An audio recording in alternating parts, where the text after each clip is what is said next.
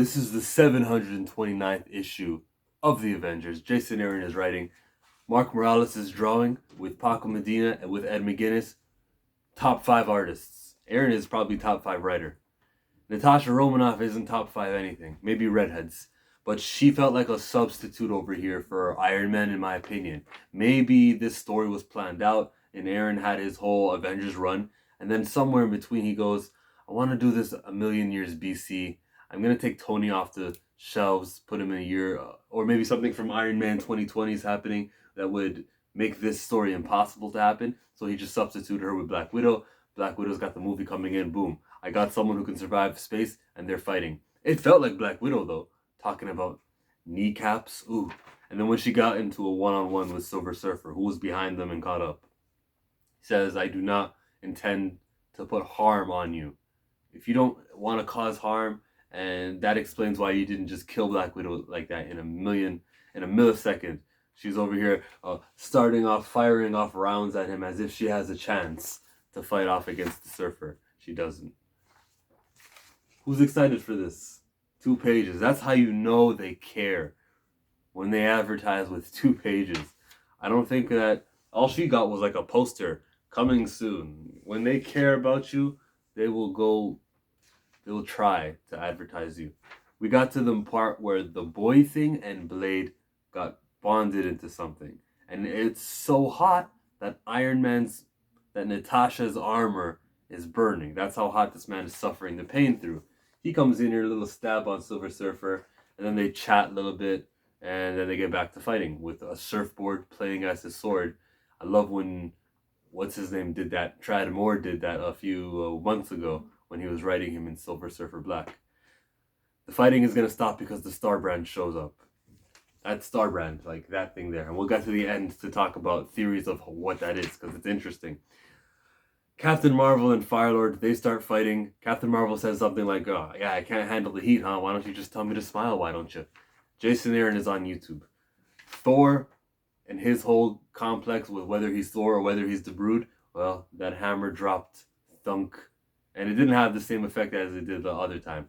But I guess it was illustrating to me what that means. And now we got a Thor who's not Thor anymore. They think we can't handle Thor. They think we don't deserve to get a Star Brand and a Thor, us Earthlings. Well, what do they know? Captain Marvel gives them a punch and didn't smile. And he's like right before the punch, actually, that wouldn't be such a bad... Okay.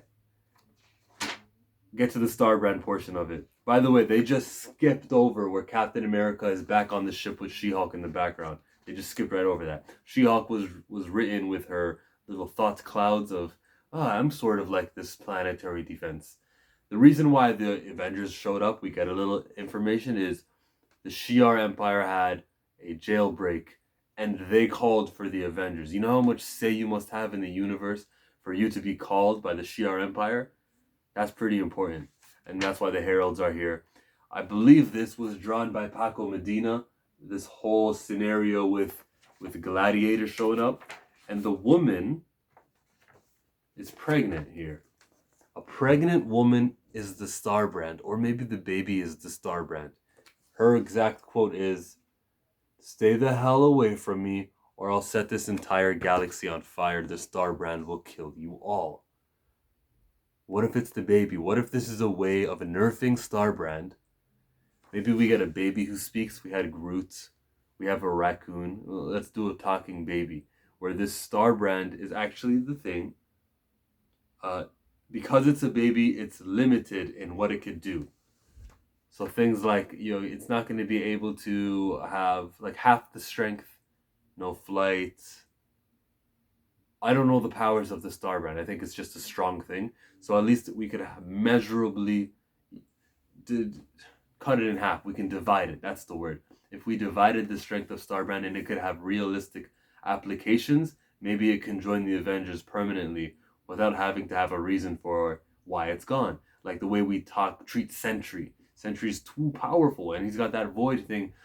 And someone like the Hulk. Yeah, he's the Hulk, he's everything, but he's also got the rage, which means you can't control him, which makes it a dilemma. These are all great points of a story, though. They're awesome.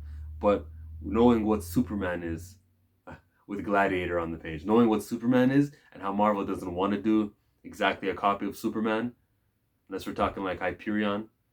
I think this is a good solution to the whole, we got a star brand, what are we going to do with him? Make it a baby. And then make him a talking baby or a psychically communicating baby like Cosmo the dog. Something to limit him. Or the pregnant woman, the earthling, as they said. Terax said it was an earthling, right? Maybe the pregnant woman is the star brand. Maybe she dies and a baby comes out who, because was close to the star brand energy, is going to become something. Which means he'll never become something, because 10 years pass in Marvel timeline. They would have to go to limbo where it could age and then come back and all of a sudden it's a teenager or something like that. All new, all different star brand, where you go to the past, you bring the younger or the older version if you go to the future, and bring it to the present, something like Cable.